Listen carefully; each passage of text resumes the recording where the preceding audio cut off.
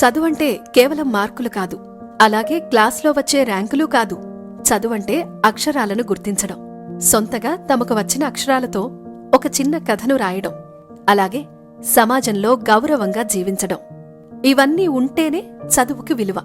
ఇదే అంశాన్ని ప్రపంచానికి తెలియజేయాలనుకుంటోంది షాద్నగర్కు చెందిన అమ్మా సోషల్ వెల్ఫేర్ అసోసియేషన్. దాన్నే అందరూ ప్రేమగా అస్వా అని పిలుస్తుంటారు.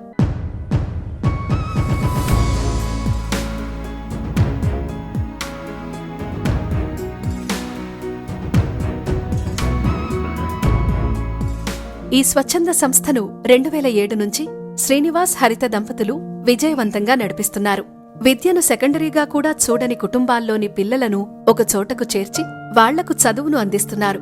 ఈ సంస్థ షాద్నగర్లో చైల్డ్ లెర్నింగ్ సెంటర్ను ఏర్పాటు చేసి అక్కడి ప్రభుత్వ పాఠశాలల్లో చదువుకుంటున్న ఎంతో మంది పిల్లలకు ఆఫ్టర్ స్కూల్ ఎడ్యుకేషన్ అందిస్తున్నారు. అలాగే ప్రత్యేకంగా లైబ్రరీ ఏర్పాటు చేసి పిల్లల్లో బుక్ రీడింగ్ పై ఆసక్తి కలిగిస్తూ ఎన్నో కొత్త కొత్త కథల పుస్తకాలను పరిచయం చేస్తున్నారు. దీనికి సంబంధించి మరిన్ని వివరాలు సంస్థ ఫౌండర్స్ శ్రీనివాస్ హరిత మాటల్లోనే తెలుసుకుందాం.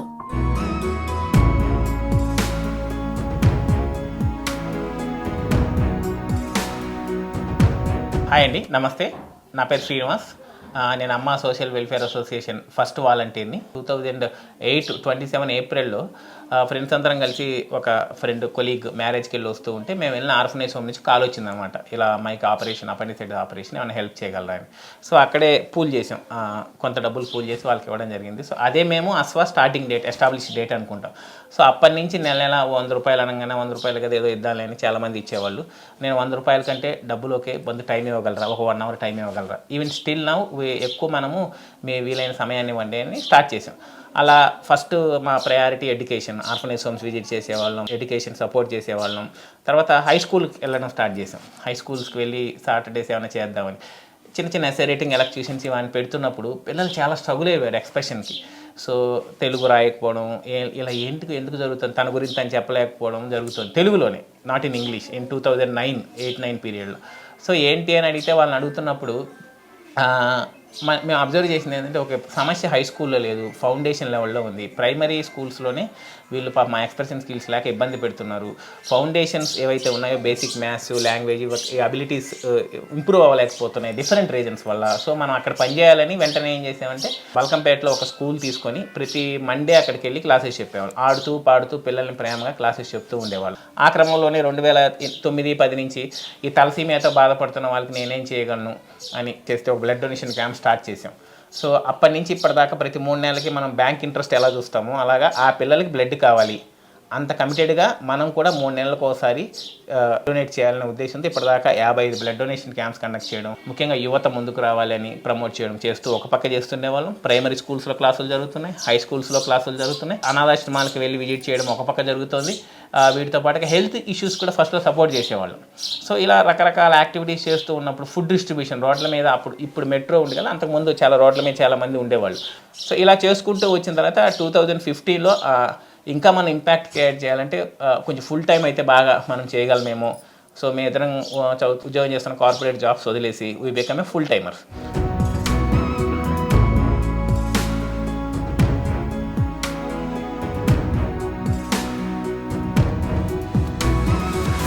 అస్వాలోకి వెళ్తే మనకు మంచి నాలెడ్జ్ వస్తుంది. నేను నా జీవితాన్ని సెట్ చేసుకోగలను, ఎక్కడ స్ట్రగుల్ అవుతున్నాను దానికి వచ్చి ఇన్ఫర్మేషన్ వస్తుంది, నా వెల్బీయింగ్, నా ఆలోచనలు వీటి గురించి అని.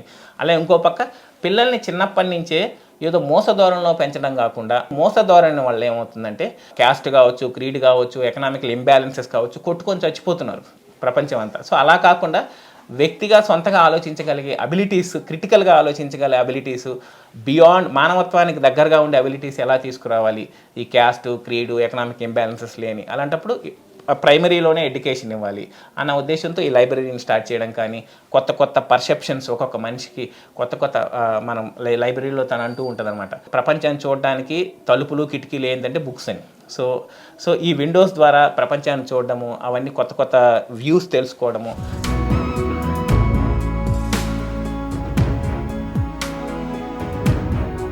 నమస్కారం, నా పేరు హరిత. నేను విలేజ్ బ్యాక్గ్రౌండ్ నుంచి వచ్చాను. నా ఎడ్యుకేషన్కి అంతా మా అమ్మ ఎక్కువ సపోర్ట్ చేసేది. అంటే ఆడపిల్లలు చదవద్దు, ఎందుకు ఆడపిల్లలకు చదువు అనే అట్లాంటి ఫ్యామిలీలో నన్ను మా అమ్మ ఎక్కువ పుష్ చేసి MBA దాకా చదివించారు. సో నేను 2008లో క్యాపిటల్ ఐక్యూలో జాయిన్ అయ్యాను. అప్పుడు శ్రీనివాస్ అక్కడ నాకు ఆఫీస్లో కొలీగ్ అనమాట. సో ఆయన ఈ ఆర్గనైజేషన్లో వర్క్ చేస్తారు, సో ఏమేమి యాక్టివిటీస్ చేస్తారు అనేది చెప్తూ ఉండేవాళ్ళు. ఒక వీకెండ్లో సో వాళ్ళు ఆర్ఫనేజ్ హోమ్కి వెళ్తూ ఉంటే నేను కూడా వస్తానని చెప్పి వెళ్ళాను. సో అప్పుడు నేను ఒక ఆర్ఫనేజ్ హోమ్కి వెళ్ళాను. అక్కడికి వెళ్ళినప్పుడు బాగా అనిపించింది, లైక్ అరే ఇట్లా కూడా లైఫ్ ఉంటుందా, చాలా బాధేసింది, అలాగే ఒక సాటిస్ఫాక్షన్ కూడా అనిపించింది. సో అప్పటి నుంచి 2008 నుంచి రెగ్యులర్గా అస్వా ఇంటర్వెన్షన్స్లో పార్టిసిపేట్ చేస్తూ ఉన్నాను. లైక్ సో 2018లో విప్రో ఫౌండేషన్ హెల్ప్ తోటి షాద్నగర్లో స్టార్ట్ చేశాక పిల్లలతో రిలేషన్షిప్ చాలా ఇంపార్టెంట్. సో ఎప్పుడైతే నేను ఒక పిల్లోడిని పూర్తిగా అర్థం చేసుకోగలుగుతానో, లైక్ వాడు ఎక్కడి నుంచి వచ్చాడు, ఏం చేస్తున్నాడు, ఎలాంటి ఫ్యామిలీ బ్యాక్గ్రౌండ్ ఉంది, తనకి తన పేరెంట్స్ ఎలా ఉన్నారు, తన కమ్యూనిటీ ఎలా ఉంది, ఇవన్నీ నేను ఎప్పుడైతే అర్థం చేసుకోగలుగుతానో అతనికి ఏం కావాలో నేను చెప్పగలుగుతాను. శ్రీనివాస్ చెప్పినట్లు మనం రకరకాల సపోర్ట్స్ చేస్తూ ఉంటాం. వాటిల్లో గ్రాసరీ సపోర్ట్ చేస్తూ ఉన్నప్పుడు ఇక్కడ కమ్యూనిటీలో ఒకళ్ళు రాయగలుగుతున్నారని తెలిసింది. సో వాళ్ళని రిక్వెస్ట్ చేసాం, అక్కడ కమ్యూనిటీలోకి వెళ్ళి మీరు ఒక 2 hours పిల్లల్ని కూర్చోబెట్టగలిగితే నేను మీకు కావాల్సిన మెటీరియల్స్ అంతా తీసుకొచ్చిస్తాను అని చెప్పున్నాను. సో అలా వాళ్ళు ఒక 2 hours కూర్చోబెట్టి చదివించడం స్టార్ట్ చేశారు. స్టార్ట్ చేసిన తర్వాత పిల్లలు చాలా ఇంట్రెస్టింగ్గా ఉండేవాళ్ళు. వాళ్ళ కోసం మెటీరియల్స్ ప్రిపేర్ చేయడం, ఆ మెటీరియల్స్ అన్ని సెండ్ చేయడం, ఇవన్నీ 5th class చదివే పిల్లోడు తనలో ఏదో ప్రాబ్లం ఉందని చెప్పి తనని స్కూల్ మానేస్తున్నాడు లాస్ట్ 1 year నుంచి. మన ఇంటర్వెన్షన్ స్టార్ట్ అయిన తర్వాత అతను స్కూల్కి రెగ్యులర్ అయ్యాడు, ఇప్పుడు 10th class చదువుతున్నాడు. ఇలాంటి సక్సెస్ స్టోరీస్ ఉన్న ఈ అప్రోచ్లో లైక్ ఇలా చేస్తూ ఉన్నప్పుడు మళ్ళీ స్కూల్స్ రీఓపెన్ అయిన తర్వాత మేము అనుకున్నాం, లైక్ ఓకే ఇప్పటిదాకా పిల్లల్ని స్కూల్కి మనం కనెక్ట్ చేయగలిగాము, స్టాప్ చేస్తే ఓకేనా అని పేరెంట్ మీటింగ్ పెట్టి అడిగాము. అడిగితే లేదు మా పిల్లలు చదువుతున్నారు, మీరు కంటిన్యూ చేయండి అని చెప్పారు.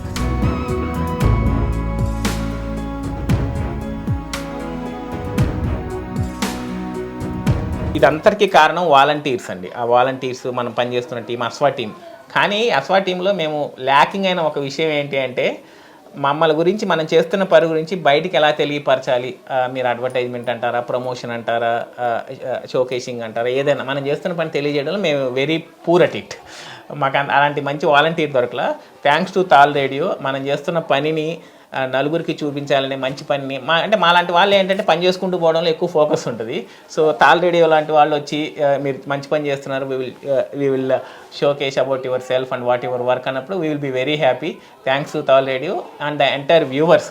అంటే మేము ఇక్కడ ఉన్న డోనర్స్ కావచ్చు, సపోర్టర్స్ కావచ్చు, అండ్ వ్యూవర్స్ కావచ్చు. వ్యూవర్స్ కూడా they will contribute and they can be volunteer. ఎందుకంటే మీరు ఈరోజు చూసి పలానా ఎక్సో వైయో ఇలాంటి వాలంటీరింగ్ వర్క్ చేయాలనుకుంటున్నారు, ఆర్ అరే నా దగ్గర ఈ రిసోర్స్ ఉంది కదా, ఈయన అక్కడ పోయి ఏమైనా చెప్పొచ్చు కదా.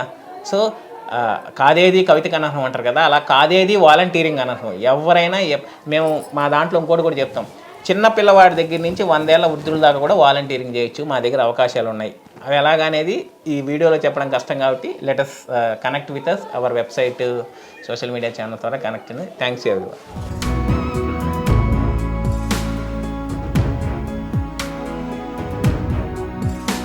ఈ అస్వా చైల్డ్ లెర్నింగ్ సెంటర్లో పనిచేసే టీచర్లంతా పిల్లలకు ప్రత్యేక పద్ధతిలో విద్యను అందిస్తున్నారు. టీచింగ్ అంటే మనకు వచ్చినట్టు చెప్పడం కాదు, పిల్లలకు అర్థమయ్యేలా చెప్పడమని అక్కడి టీచర్లు బలంగా నమ్ముతున్నారు. ఒక్కో విద్యార్థికి ఒక్కో విధంగా చెప్పాల్సి ఉంటుందని, పిల్లల్ని అర్థం చేసుకుని వారికి నచ్చిన విధంగా చెబితేనే ఆసక్తిగా వింటారని టీచర్స్ చెబుతున్నారు.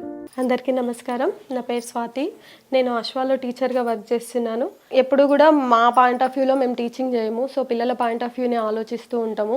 సో అలా ఉన్నప్పుడు పిల్లలకి కనెక్టివ్గా ఉంటే బాగుంటుంది అని చెప్పి మేము టీచర్ స్టూడెంట్ రిలేషన్షిప్కి చాలా ఇంపార్టెన్స్ ఇస్తాము. సో సపోజ్ వాళ్ళు ఏదైనా స్ట్రగుల్గా ఫీల్ అయినా, నాన్న ఏం కాదు, సో ఇది ఇలా చేస్తే పోద్ది, లేదా ఇది ఇలా చేయొచ్చు అనే చిన్న చిన్న గైడెన్స్ ఇస్తూ ఉంటాము. నమస్కారం, నా పేరు లోకేశ్వరి.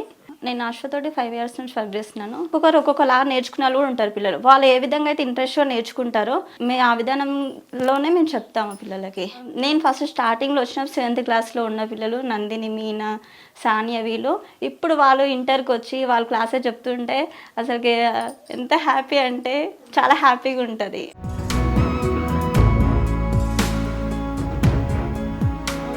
చైల్డ్ లెర్నింగ్ సెంటర్లో చదువుకునే చాలా మంది పిల్లల మాతృభాష తెలుగు కాదు.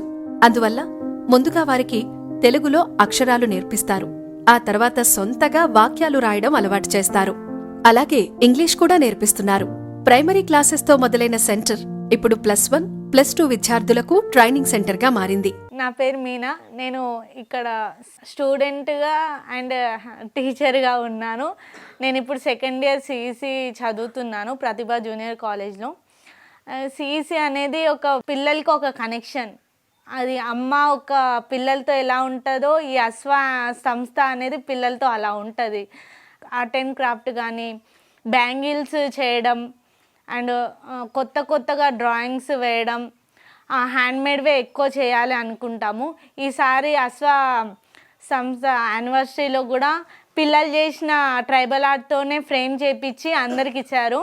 అది చాలా బాగా అనిపించింది. ఇక్కడ ఉన్న పిల్లలు రాసిన స్టోరీస్తోనే ఒక బుక్ కూడా తయారైంది.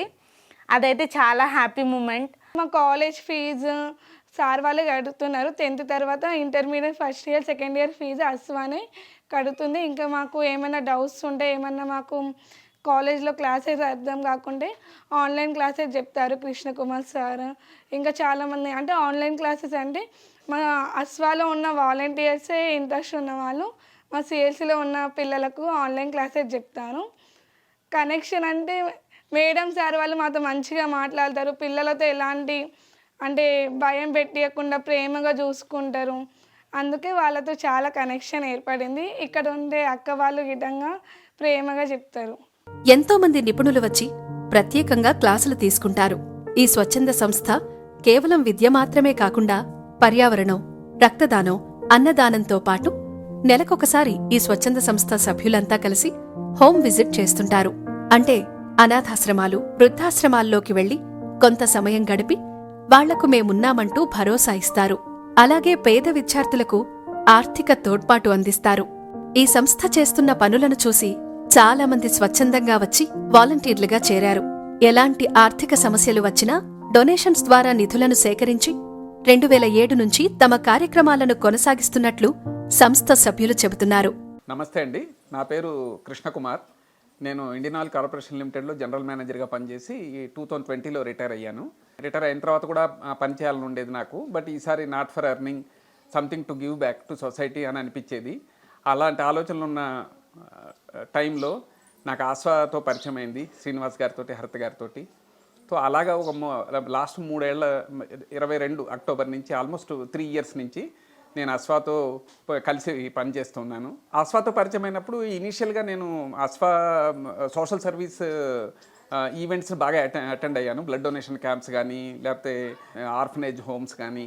Use to feel lot of good feel factor ఉండేది. Food distribution, blood donation camp, orphan homes visits, plus Vikas education team school visits.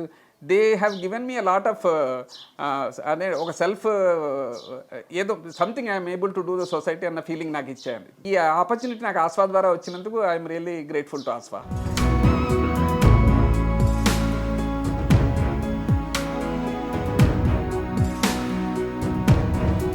Hi, నా పేరు నరేష్. నేను ఆస్వాలో అరౌండ్ 2019 అరౌండ్ నాకు ఆస్వా పరిచయం అయింది. ఇక్కడ పిల్లల్ని కానీ, వాళ్ళు వచ్చిన బ్యాక్గ్రౌండ్స్ కానీ, పూర్ బ్యాక్గ్రౌండ్స్ అనే కాదు, ఆ యొక్క ఫ్యామిలీస్లో ఎడ్యుకేషన్ అనేది ప్రైమరీ వాళ్ళ ఫోకస్ కాదు. అటువంటి వాళ్ళని అసలు నాన్ తెలుగు బ్యాక్గ్రౌండ్స్ నుంచి ఉన్న పిల్లలు, డిఫరెంట్ కమ్యూనిటీ పిల్లలు అందరూ కూడా ఉండడం వల్ల ఏమవుతుందంటే ఒక డిఫరెంట్ కాస్ట్తో చాలా డెప్త్ వర్క్ చేయాల్సి వచ్చింది. డబ్బు లేనిదే ఏది జరగదు. సో అటువంటి ఫైనాన్షియల్ని డొనేషన్స్ వైపు చూస్తూ ఇది ఎక్కడా కూడా గ్యాప్ రాకుండా ఇవన్నీ చేసుకుంటూ ఒక పక్క వాలంటీర్స్, ఎన్నో ఛాలెంజెస్ ఉంటాయి. ఆ ఛాలెంజెస్ అన్ని మనము చేసి ఆ రిజల్ట్ వస్తున్నప్పుడు ఒక సాటిస్ఫాక్షన్ ఉంటుంది. ఆ సాటిస్ఫాక్షన్ కోసం ఆస్వాలో ఉండాలనిపిస్తుంది.